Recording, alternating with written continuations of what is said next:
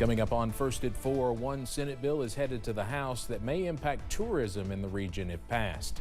And another Senate bill getting some pushback concerns diversity, equity, and inclusion in colleges. Plus, wet weather is back for Friday and the weekend, timing out those rain chances as Mountain News First at 4 starts now. Dedicated to Eastern and Southern Kentucky, this is WYMT Mountain News First at 4. Good afternoon, I'm Steve Hensley. First at 4, one Senate bill regarding off-highway vehicles has passed the Senate and is now heading to the House. WYMT's RJ Johnson has more on what's included in that legislation. Senate Bill 125 is aiming to change a resolution allowing local governments to create off-road vehicle pilot programs. The bill states the legislative body of a local government may establish a pilot program if located within boundaries of a regional authority or operates a public trail system.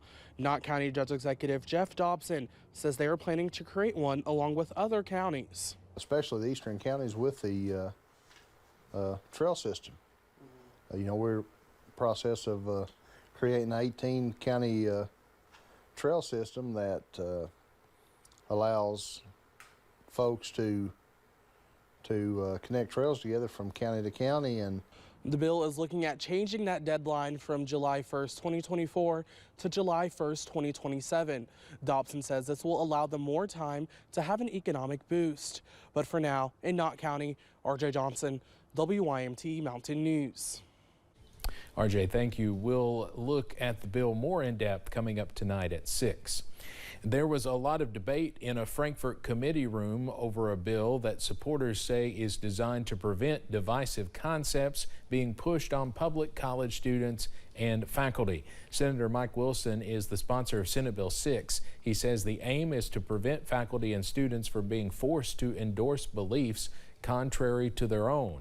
The Senate Education Committee heard from University of Kentucky student Jessica Keith, who says she was denied a resident advisor job and discriminated against because of her conservative views. Opponents of the bill say the bill's language is confusing, and if passed, it will lead to more discrimination. I even had a student in that class come up to me and say, "Hey, I'm pro-life too. Thank you for speaking up, but I can't speak up because I know what will happen to me." This bill does nothing to improve academic standards, increase critical thinking, or expand the diversity of thought on college campuses. A bill would allow for people to file claims of $1,000 to $100,000 if they feel the law has been violated on campus. Well, we are tracking some more dry and mild conditions on this Thursday afternoon, but we are tracking some changes as early as this evening. Let's take a live look from the London Corbin Airport. That current temperature up to 61 degrees as clouds increase on this Thursday thanks to that next weather system not too far away. Up to 64 in Pikeville, 65 in Jackson, 63 for Hazard, also Irvin and Somerset. So once again, we are well above average on this February afternoon. Up on the radar, we are dry, but notice clouds continue to increase as moisture is not far away. As we zoom out, we are tracking a few spotty showers over western Kentucky, western Tennessee, also northern Mississippi, and that will continue pushing off to the east as we go into late tonight, also on your Friday. So more showers are possible as we go into the end of the work week. If you have plans this evening, though, we are mainly dry. Those temperatures also not as cool as recent days, all thanks to an increase in those clouds in the middle to lower 50s, and most of us wake up in the upper 40s as you wake up on Friday and walk out the door. And again, we are watching out for a few spotty showers on Friday and more rain chances on the way for your Super Bowl weekend, and trending cooler as we go into next week. Those details coming up in just a little bit. Steve? All right, Cameron, thank you. Want to go now to a developing story out of Washington. A Justice Department report says President Joe Biden should not be charged with a crime concerning the mishandling of classified materials. However, the report released about an hour ago says the president willfully retained and disclosed highly classified materials when he was a private citizen, including documents about military and foreign policy in Afghanistan and other sensitive national security matters.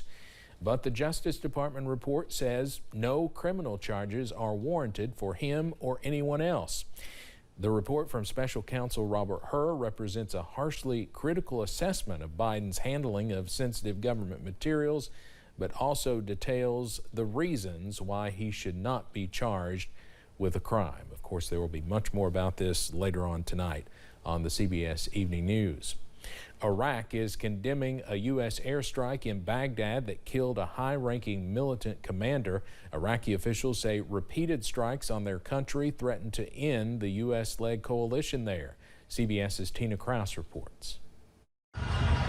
The drone strike in downtown Baghdad targeted one vehicle on a busy street, lighting up the SUV and killing the only person inside. The Pentagon says the attack took out a senior commander of the Iran-backed militant group known as Kataib Hezbollah, and that he was the mastermind behind the drone strike a week and a half ago that killed 3 American soldiers on a base in Jordan. U.S. officials say Wednesday night's strike was part of the retaliation President Biden ordered. Payback that began last Friday night with airstrikes against half a dozen locations in Syria and Iraq. Some residents in Baghdad call it a scary situation. This man says the U.S. strikes are a violation of Iraqi sovereignty. And officials in Iraq say the ongoing attacks threaten to end the U.S.-led coalition there, in a region where tensions are already boiling over. Tina Kraus, CBS News. The Pentagon says the U.S. has about 2,500 troops in Iraq and 900 in neighboring Syria in a mission to defeat the Islamic State terror group.